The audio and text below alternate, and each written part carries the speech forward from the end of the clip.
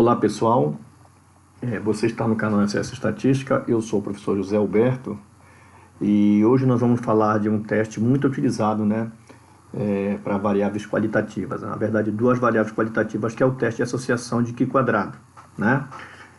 Quando você tem duas variáveis qualitativas, então esse é um dos testes muito utilizado para você avaliar se existe, né, uma associação significativa entre essas duas variáveis, tá certo? Além desse teste de Q², existem outros dois testes, né, que também são chamados de teste Q², que é o Q² para aderência e o Q² para homogeneidade, né? Em vídeos futuros a gente vai olhar esses dois outros casos, né? No de hoje a gente vai olhar o de associação, que é sem dúvida o mais conhecido e mais utilizado.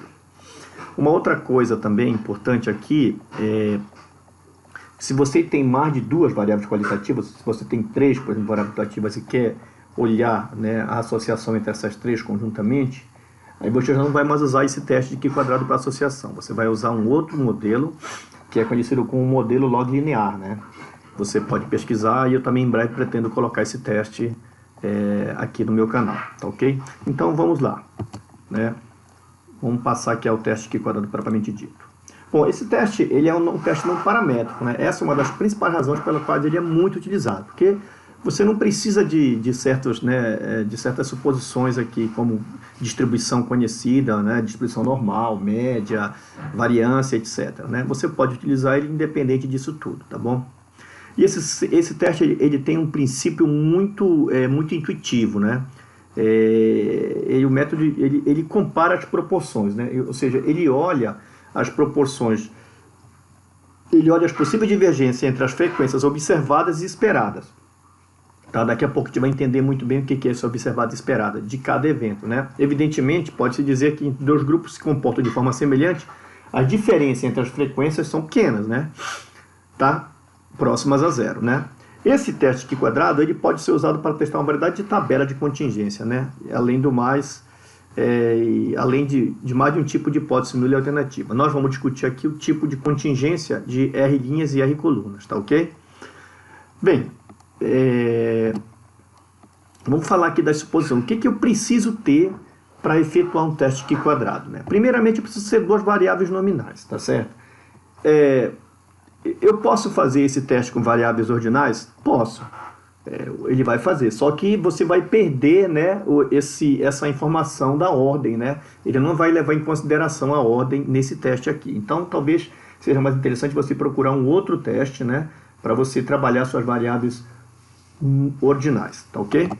Bom, independência de observações, né, significa que não há relação entre as observações, né, de cada grupo. As observações devem ser frequências ou contagens, normal também. Cada observação pertence a uma e somente uma categoria, tá? Ou seja, se a pessoa, por exemplo, está cursando um curso de graduação, mas ele já tem um curso de pós, por exemplo, lá na escolaridade, se alguém perguntar, ele vai colocar, ele vai eleger lá, por exemplo, o curso de pós-graduação, que é a escolaridade mais elevada, né? Então ele não pode fazer parte de um grupo de graduação e de pós, tem que ser um e somente um grupo, tá ok? E finalmente a mais importante dela é que essas células, né, ou caselas, né, como queiram, ela deve ter valores esperados superiores ou igual a 5. Isso aqui, gente, é muito importante porque tem muita gente que confunde, né? As pessoas olham as tabelas, né, que você observa nas pesquisas e já acha que se ali tiver um valor menor que 5 não pode fazer. Não é verdade. Na verdade, o que a gente precisa é ter valores esperados maiores ou iguais a 5, tá ok? Tudo bem. Vamos em frente. Bom, vamos compreender um pouco melhor esse teste, né? Esse teste de dependência determina se existe uma associação entre duas variáveis nominais. Independência é a mesma coisa. Quando você ouvir falar em teste de independência, é a mesma coisa que teste de associação, tá? Isso faz com que, comparando as frequências observadas nas células com as frequências que você esperaria se não houvesse associação entre as duas variáveis nominais. Ou seja, eu vou ter a minha tabela de esperar, de observado, é aquela tabela que eu observei na pesquisa. E a tabela de esperado é uma tabela que eu vou calcular sob a hipótese de que não existe associação. No próximo slide eu vou mostrar para vocês como é que isso é feito, tá? Esse cálculo, tá ok? Para você entender um pouco melhor. As frequências esperadas são baseadas em que não há associação, né? Quanto maior a associação entre duas variáveis nominais, maior será a expectativa de que essas frequências observadas difiram, né? Quer dizer que elas fiquem mais distantes, tá certo? e o inverso também é verdadeiro. Então, o Q quadrado, o que ele faz? Ele pega esses valores observados, esperados, e estuda as divergências, ou seja, a diferença entre eles, né? Se essas diferenças forem muito grandes, significa que as tabelas, que as informações, que as variáveis, elas são associadas. Por outro lado, se esses resultados são pequenos, se esses valores são mínimos, né, significa que essas divergências são devidas ao acaso. Então, não é significativa essa associação. Bom, e quem é que vai dizer para mim o que é grande e o que é pequeno? Quem vai dizer para mim o que é grande e o que é pequeno é a tabela de Q quadrado, né? Essa tabela de Q quadrado é que vai me dizer o que é grande. Ela vai me dar um valor limite, e até aquele valor limite eu digo que é pequeno, e a partir daquele limite eu digo que o valor é grande. Tudo bem? Bom, como é que eu calculo então esses esperados aí? Bom, o valor esperado eu vou pegar o total da linha vezes o total da coluna e dividir pelo N. Daqui a pouco eu vou mostrar aqui a tabela de contingência, a gente vai entender claramente o que são esses totais aqui, tá? E aí, calculado esse esperado, eu posso então calcular o meu teste Q quadrado, que é quem? O observado menos o esperado ao quadrado sobre o esperado. Eu vou somar todas as parcelas, tá certo? Quantas parcelas eu tiver, eu vou ter que ter essas parcelas aí. E como eu já falei, tem distribuição aqui quadrado, né, com R linhas, né, row, e C colunas, grau de liberdade. Se você quiser mais detalhes sobre esse teste, essa demonstração aqui, você vai lá em Cramer, né, que você encontra isso aqui lá, bem explicadinho, bem detalhado.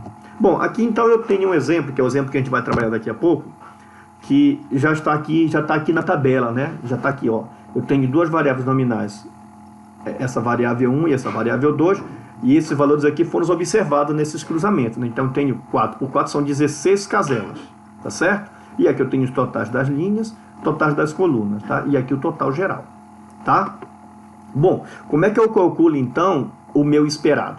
Como é que eu construo essa tabela de esperado? Essa tabela de esperado, ela sob H0, ou seja, se não existe associação, ou seja, se existe independência, eu vou pegar o total da linha vezes o total de coluna e dividir por N, ó. Total da linha vezes a coluna e dividir por N. Então, por exemplo, aqui esse E11, que é o esperado 1 aqui, ó, eu vou pegar o 68, vou pegar o 96 e dividir por 333. Aqui eu tenho 1960, que é o que temos aqui.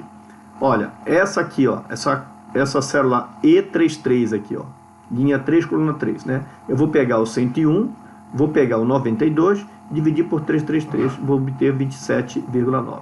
É claro que você não vai precisar fazer isso na mão.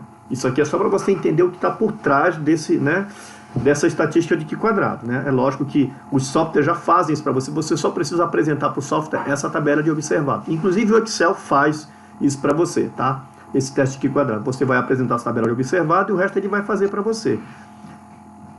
E o que ele faz? Ele constrói a tabela de esperado e aí ele vai fazer essa diferença aqui, ó. Observado, eu vou calcular essas parcelas aqui. Quem que é essa parcela? Observado menos esperado ao quadrado, dividido pelo esperado. Por exemplo, essa parcela aqui, 21, 22, ela vem de onde? Ó, vou pegar 40, subtrair 19,16, elevar ao quadrado e dividir por 19,16. Então, eu vou obter 21, 22. Aqui, por exemplo, ó, eu vou pegar o 16, subtrair de 21,85, elevar ao quadrado e dividir por 21,85, obtenho aqui. E assim, eu faço isso para 16 parcelas, somo todas essas parcelas aqui no final e vou ter, então, o Q quadrado calculado. É esse Q quadrado que, comparado à distribuição de Q quadrado, né, tabelada, aquela que está na tabela de estatística de todo o livro, ou no Excel, ou seja lá onde for, eu vou saber se esse valor é grande ou é pequeno, tá bom? A gente vai fazer um exemplo agora aqui no SPSS, mas esse próprio exemplo que está aqui no SPSS, para a gente entender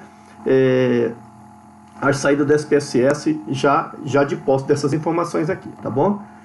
Bom, o pesquisador trabalha com duas hipóteses. A hipótese nula é que a frequência observada não difere das frequências esperadas, ou seja, não existe associação, né?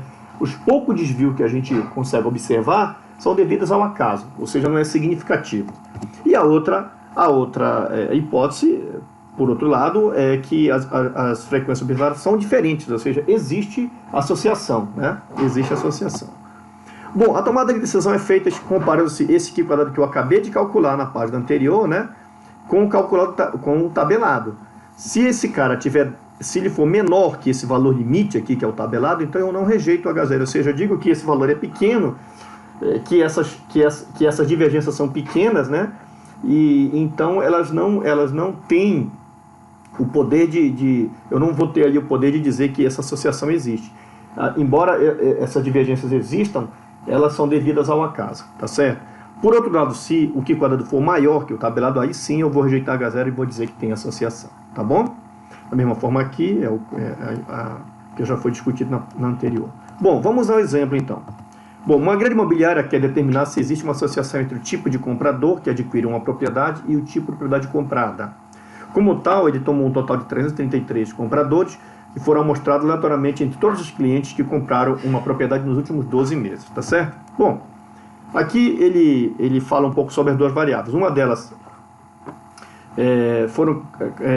os compradores são classificados em homem solteiro, mulher solteira, casal e família, e o tipo de propriedade, né? Que é apartamento, bangalô, casa isolada e terraço. Esse reflete as duas categorias de variável nominal, ou seja, eu tenho duas variáveis nominal, eu tenho grupos, né, independentes, ou seja, a pessoa é homem solteiro, é mulher solteira, é casal, é família. Ele comprou um apartamento, bangalô, casa isolada ou terraço, modesto, né? Não pode ter caso de comprou os dois, né? E então eu já tenho aqui as suposições, duas suposições atendidas. Primeiro, que eu tenho duas variáveis nominais, e segundo, que cada observação são independentes, ela pertence a um só grupo. Na verdade, já tenho três suposições aqui atendida, tá bom? Bom, a hipótese é que o tipo de propriedade adquirida e o status de comprador são independentes, contra que existe uma associação entre essas duas variáveis, tá certo? Bom, vamos olhar a verificação das suposições, né? Duas variáveis nominais, ok, né? Independentes das observações, também ok. As observações são frequências ou contágios, ok. Cada observação pertence a somente uma. E, finalmente, agora eu vou ter que olhar nos dados, né? Eu vou ter que olhar naquela tabela de esperado, né? Se eu tenho alguma casela, né? Alguma daquelas células superiores ou, aliás, inferiores a 5. Que isso aí iria dizer que eu não tô atendendo essa suposição. Para isso, a gente vai rapidamente aqui olhar no SPSS, como é que vai ficar essa situação. Eu já tenho o SPSS aqui já carregado, tá? Para essa situação, ó. Eu tenho aqui a status, né? Que é se é solteiro, casado, solteira, casal, família, e o tipo de propriedade, tá bom? Bom, eu venho aqui na estatística descritiva, no Cross Tabulation, né? E aí eu já até coloquei aqui, ó, status na linha, tipo de propriedade no segundo. Eu vou pedir o que, ó? Eu estou pedindo o Q quadrado, que é para me ver se existe associação. Esse V de Kramer aqui eu peço para ver se a força, né, dessa associação é como se fosse o tamanho do efeito, né? A mesma coisa, tá? A outra coisa que eu vou olhar aqui são as células, né? Eu vou pedir o observado, o esperado, eu vou pedir o total, porcentagem na linha, na coluna, e vou pedir também o padrão, o resíduo padronizado ajustado, que é para eu verificar, caso exista associação, eu verificar qual é a célula, né, que está causando essa associação, né, que é mais forte, que está puxando essa associação, tá? Então, rodando, eu vou obter, já está rodado aqui, tá? Eu vou obter aqui essa saída, tá bom? Ó. Então, eu tenho aqui 333 casos, esses valores aqui são as contagens, né, observadas, né, ó, aqui, ó, tem um 4 aqui, tem um outro 4 aqui, e assim por diante.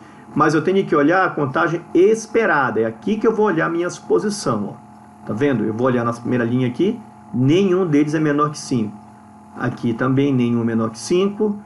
Nenhum é menor que 5. E nenhum é menor que 5. Esse último aqui é o total. É lógico que já não vai ser também. Então, quer dizer, essa última suposição foi atendida. Então, dado isso, eu posso fazer o meu teste de Q quadrado sem problema, tá bom? Então, voltando lá, primeiramente eu vou olhar o resultado do teste, né? Olha, eu obtive lá, lembra do cálculo que eu tinha feito? Eu obtive 82,5, né? Isso aqui vai me dizer o seguinte, que existe associação, né? Porque o p-value aqui, ó, a significância deu menor que 0,05, né? Que é o que geralmente se usa 5%. Mas mesmo que fosse 1%, mesmo assim eu ia rejeitar H0, né? Então aqui eu posso dizer que existe associação entre o status do comprador e o tipo de imóvel. Outra coisa também, eu vou olhar aqui o V de Kramer, né? Esse V de Kramer é que me dá, como eu falei para vocês, a força da associação, ou o tamanho do efeito. Esse ponto 287 aqui me dá uma moderadamente forte apenas, tá? não é tão boa, mas também não é ruim. Dá para mim aceitar esse tipo de... essa força aí, né, esse tamanho do efeito, tá bom? Bom, então, outra coisa que eu posso olhar aqui, por exemplo, ó, é o que? Os resíduos, né? Essa aqui são os status, né? São os percentuais na linha, né? Aqui, ó, na linha e aqui na coluna, né? Logicamente, essa segunda linha aqui. E aí agora eu vou olhar aqui, ó, os resíduos. Já que eu vi que existe associação, eu tenho interesse muitas vezes em saber qual é a célula que está causando essa divergência. Então, olha, por exemplo, aqui, ó, eu tenho um resíduo de 6,1. Esse resíduo, como ele é um resíduo padronizado, então a gente considera que deveria estar entre menos 3 e 3. Qualquer valor que esteja acima desse valor, né, em módulo, então de mais ou menos 3, então eu digo que esse valor é significativo. 6,1, eu tenho aqui o 3,3 negativo também, tá? Eu tenho aqui, ó, 3,5, 3,2 e 5,4. Ou seja, eu tenho algumas células aqui que são responsáveis por essa associação, tá bom? Se eu tivesse interessado, por exemplo, em saber qual é se eu tivesse interessado, por exemplo, em fazer uma campanha, né? Uma campanha direcionada para solteiro, seria muito mais interessante, por exemplo, eu, né, trabalhar com apartamento para solteiro, tá vendo? Porque é nesse cruzamento aqui que existe a maior divergência entre o que eu contei e o que eu esperava, entendeu? Então, eu contei 40, mas eu esperava só de 9. Então, esse cara aqui esse cara aqui está causando a minha divergência, na verdade. Não quer dizer que eu tenha que trabalhar ele, mas ele está causando a minha divergência, tá certo? Ele tem muito mais do que deveria ter, né? A verdade é essa, né? Esse outro caso aqui, ó, de 5,4, né? É o que? É o contrário, né? Agora, por exemplo, eu tenho muito mais, eu tenho muito mais no esperado de que no observado, né? E assim por diante, tá bom? Bom, vamos voltar lá no nosso material para a gente finalizar esse trabalho aqui. Bom, aqui, ó, interpretação dos resultados, né? Depois de executar o procedimento e verificar a posição e tamanho da amostra, vamos então interpretar o resultado, né? O SPSS ele gerou todas as informações que eu preciso para relatar o resultado do teste, né, de Q quadrado. Inclusive o V de Kramer, né, para determinar a força da associação e, quando apropriado, os resíduos, né, que nós já pedimos lá, para determinar quais células se desviam da independência, né, ou seja, que causam a associação, tá certo? Relatando os seus resultados, ó. A gente pode resumir assim: um teste de independência de Q quadrado foi realizado entre tipo de comprador e tipo de propriedade adquirida. Todas as frequências esperadas foram superiores a 5, né? Esperadas, outra vez, né? Ou seja, existe uma associação estatisticamente significativa entre o tipo de comprador e o tipo de propriedade. Nós obtivemos um Q quadrado de 82,5, e que me gerou um p-value menor que 0,0005. Ou seja, nunca é zero, né? Sempre tem alguma coisa aqui na frente. A associação foi moderadamente forte, segundo o Cohen, com V de Kramer de 0,287. Certo, pessoal? Então, só fechando, isso aqui foi o resultado aqui que a gente obteve do teste Q quadrado. É um teste bastante interessante de utilizar, né? Porque a gente traz uma informação bastante significativa de se existe uma associação significativa entre duas variáveis nominais, né? E é bastante utilizado, tá bom?